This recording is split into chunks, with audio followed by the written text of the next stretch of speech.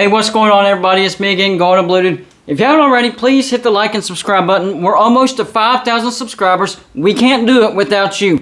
Breaking news for all you Jarret Doege haters out there. It does look like that Jarret Doege is leaving West Virginia, entering the transfer portal. He tweeted out that he was thankful for all the friendships that he made at West Virginia in his 3 years here, and he looked forward to what the future brought in a different situation, in a different team. So West Virginia will 100% have a new starting quarterback for the 2022 college football season.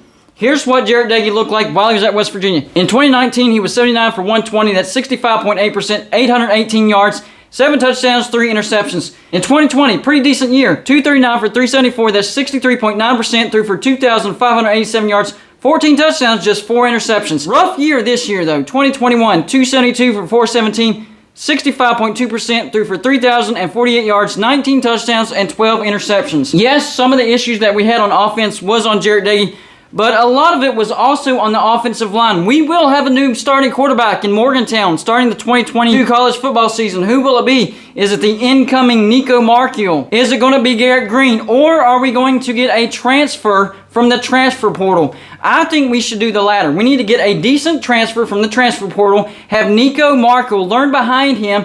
I mean, I'm not saying he can't start in the 2022 college football season, but game one, that is a tall order for a true freshman. He needs some experience, some practice, all that stuff. And that offensive line needs to be fixed. And West Virginia better get an offensive coordinator for next year. Otherwise, Neil Brown could be on the way out. Winston Wright also transferring. He was our best wide receiver. So West Virginia is definitely transitioning this year. And the big question is, can we be better next year? We have to be better next year. I mean, I know our record was 6-7, but 4 of those games were 50-50 football games. Maryland game, Texas Tech game, the Oklahoma game, the Kansas State game. So that's 4 games that could have been flipped in our favor. And we could have been 10-3 instead of 6-7. So we have to figure out how to win those 50-50 football games. Losing to Texas Tech at home, that was the one that really got to me. And I think that was the straw that broke most of West Virginia's camel's back, because you can't lose to Texas Tech at home. And had we not lost to Texas Tech, we'd probably be looking at an 8-win season. So one game kind of changed the entire season. We have to figure out how to win those 50-50 football games.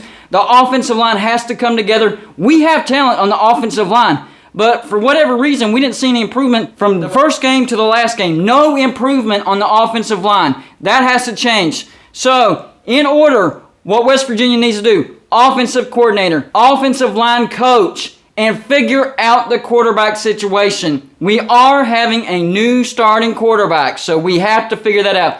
Jarret Doege, I really don't have anything bad to say about him. I mean, he did have some read issues and sort of a statue, but when you gave him time, he could actually make some pretty good throws. I've seen some really good throws from Jarret Doege, so I wish him nothing but the best. I wasn't one of these haters out here trashing on you. I was mad from time to time, but I wish you nothing but the best. I did enjoy your time here in Morgantown, but you were with an offensive line that couldn't protect you. Letty Brown also moving on to the NFL, so West Virginia could have a whole new look on the offense next year. Our defense has been consistent, and that's the big thing we've been missing on offense: consistency. We have to lock that down. So big offseason for West Virginia, probably the biggest offseason we've seen in a very long time. Jarret Doege out of Morgantown. That's all I got for you for this show. Like and subscribe if you haven't already. And I'll see you on my next show.